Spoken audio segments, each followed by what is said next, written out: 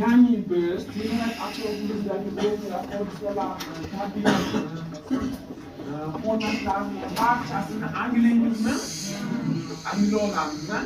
Voqeaga munosabat bildira olamiz. Mana shunda aytyapti, qarang. Kishi ongi bizning kerak atrofimizni qurshab turgan olam haqida bilimlar majmuasidan tarkib topadi.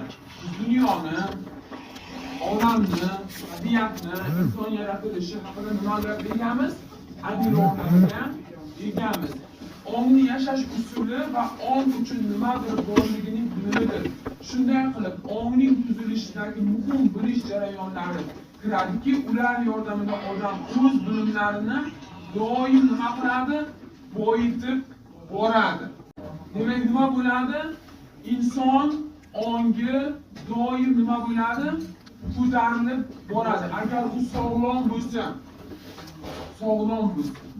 Sog'lom fikrlasa. sog'lom fikrlay olsa, hamma insonlarda ong yuqori o'rtada bo'la oladi deyolmaymiz. Buni sabablarini hozir o'rganamiz. Demak, ongni tuzilishida muhim bilish jarayonlari kiradi. Bilish jarayonlarimiz bizning sezgimiz, idrokimiz, tafakkurimiz, xayolotimiz, bular barchasi bilish jarayonlari. Ular yordamida odam o'z bilimlarini boyitib boradi. Masalan, men bilim olishim uchun yoki ilmiy mavzuni himoya qilishim uchun menda ong bilish jarayoni yuqori o'rinda ishlasagina men shu jarayonni amalga oshirishim mumkin.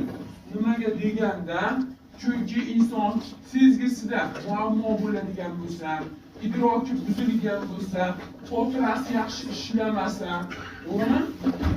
Tasavvurini keng qo'yolmasa yoki tafakkurida analiz sintez to'g'ri ma'noda ishlamasa, u onga anglov kech ishlaydi.